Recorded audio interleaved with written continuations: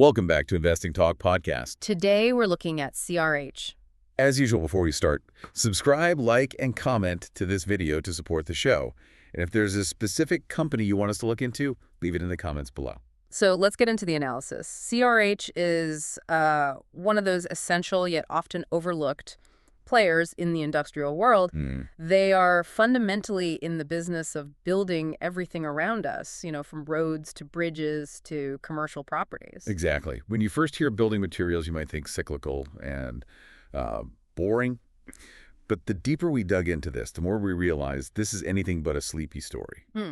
Our analysis focuses on a truly global infrastructure compounder, experiencing significant and, importantly, accelerating market momentum. That's it. This is a story of a large industrial company that has, well, it's seemingly found an extra gear, thriving even as many sectors feel those macro headwinds. That's the key framing point. We are looking at a story of sustained, robust growth supported by financials that are, extremely strong. And a unique operational model. And a unique, repeatable operational model.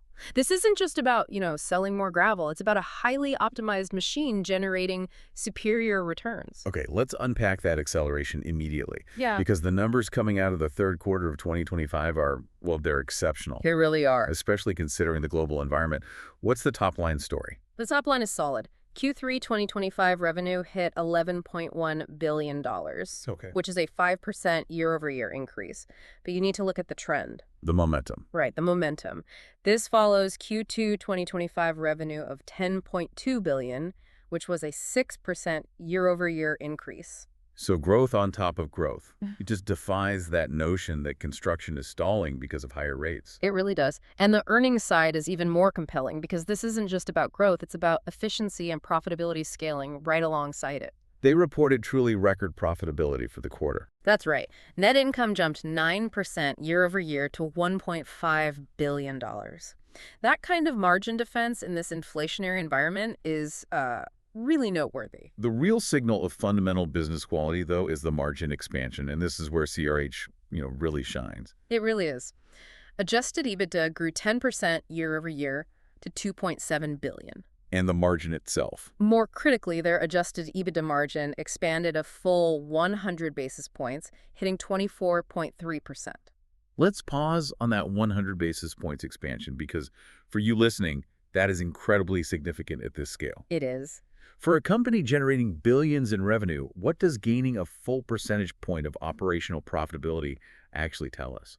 It tells us they aren't just raising prices to keep pace with their own costs, they are genuinely outperforming. Right. When you see a 100 basis point margin expansion, it means that for every dollar of revenue they generated, they captured one extra penny of operating profit compared to last year. That's efficiency at scale.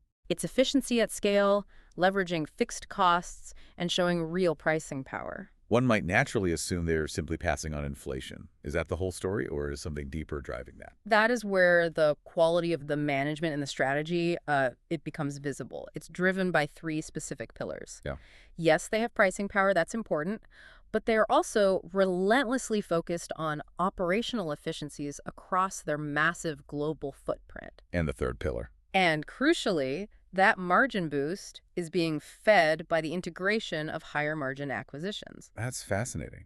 So it suggests they aren't just buying revenue, they are buying fragmented, maybe undermanaged businesses and then optimizing them. Precisely. Using the CRH playbook, they are adding highly optimized, standardized processes to these regional assets, which lifts the profitability profile of the entire organization. And that strong performance translates directly into management confidence, which is a signal I always look for. Of course. They didn't just reaffirm their forward guidance for 2025, they actually raised the midpoint. Raised the midpoint of their adjusted EBITDA guidance to between $7.5 and $7.7 billion. That kind of upward revision, especially in Q3 going into the end of the year, it speaks volumes. It points toward an attractive projected EPS growth of 10 to 12% for the full year.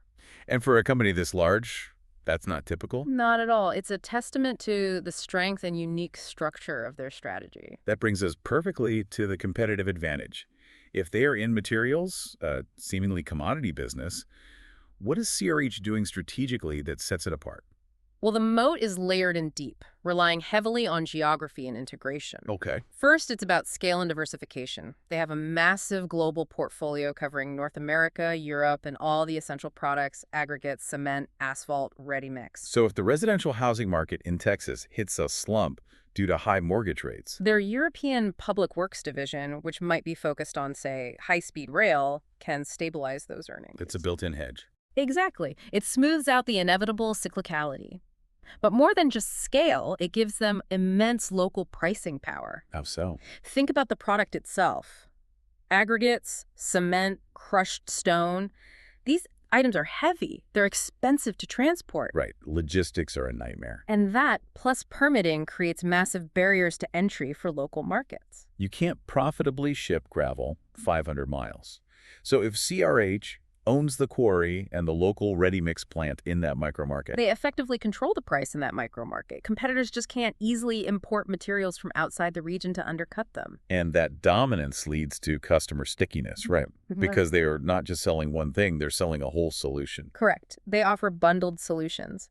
If you're a contractor on a large public road project, you need aggregates, asphalt, and paving services, often on a tight schedule. And sourcing all that from one place is a huge advantage. It creates incredibly high switching costs. That reliability and integration become absolutely essential, especially for public sector projects where delays are, catastrophically costly. That structural advantage is key, but I think the true secret sauce, the thing no competitor can easily replicate, is their M&A playbook. The CRH winning way. Yes.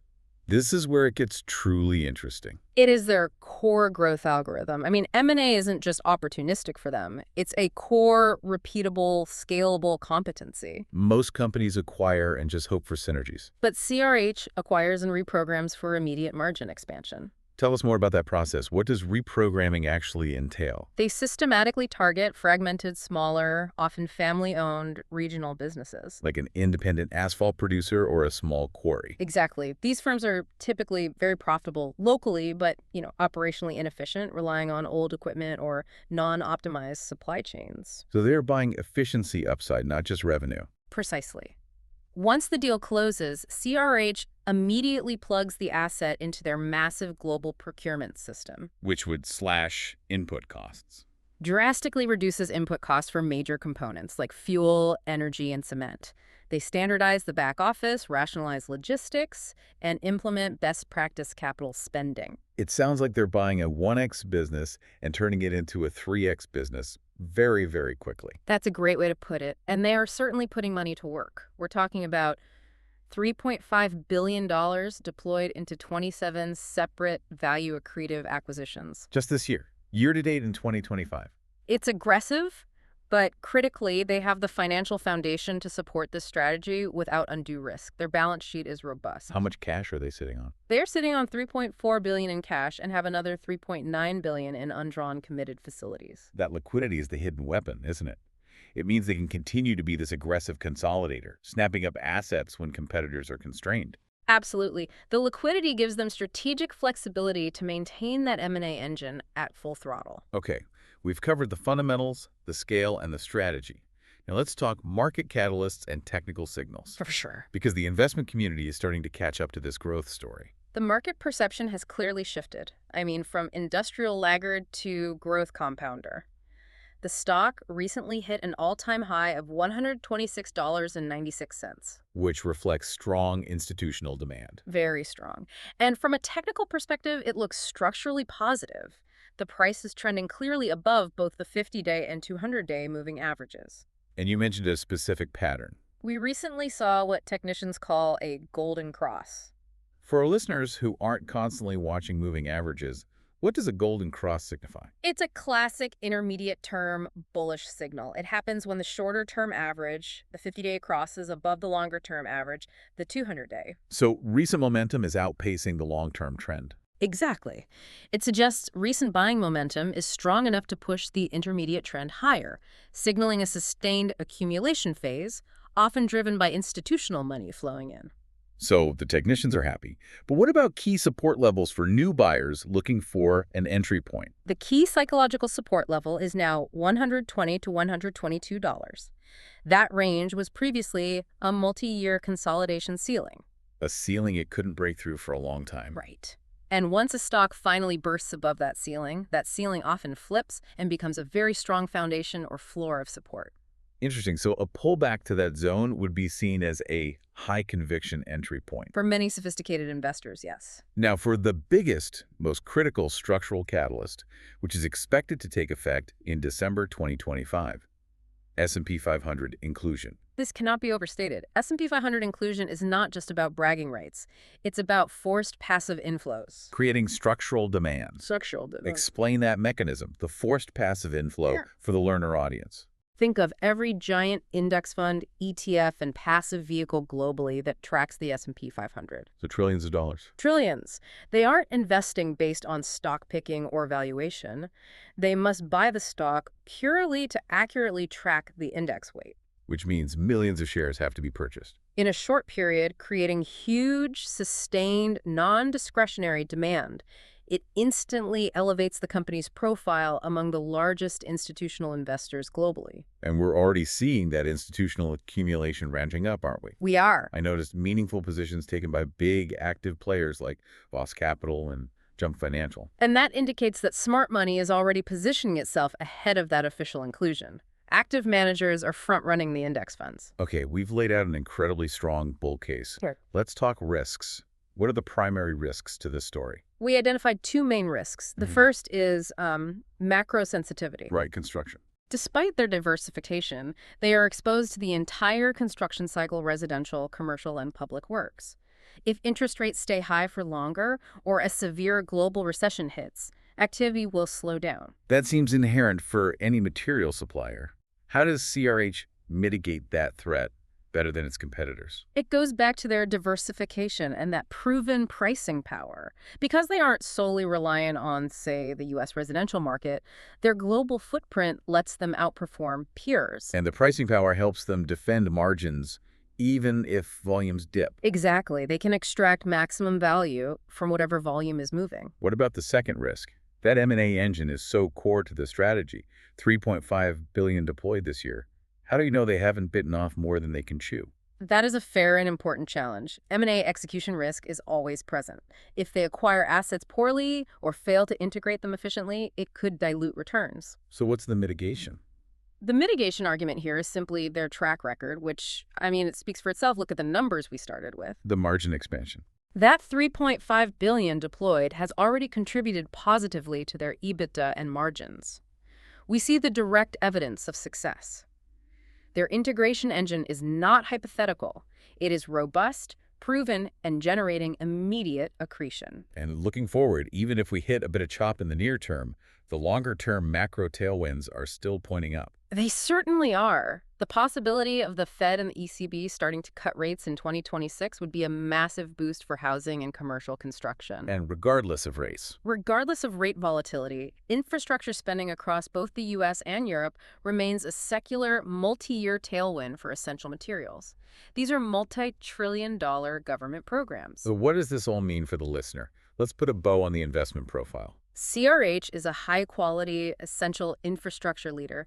They offer resilient earnings, driven by a deep competitive moat and accelerating growth momentum. All backed by that unique acquisition strategy. And they are committed to shareholder returns, evidenced by their growing dividend. Which was recently raised. Raised to 37 cents per share, up 6% year over year. This is positioned perfectly as a defensive, high-quality, multi-year compounder. That's a powerful summary. And given their track record, that massive balance sheet firepower, here's a final thought for you to mull over. Is CRH about to become an even bigger, more dominant consolidator than they already are? That raises an important question. Their liquidity and proven ability to execute suggests they have the firepower to radically change the competitive landscape in the coming years. They're already the biggest. But the winning way suggests they can achieve near-monopoly efficiency in certain key regional markets. Something critical to watch as we head into 2026. If you want to keep watching these infrastructure moves with us, make sure you subscribe to Investing Talk Podcast for our next one.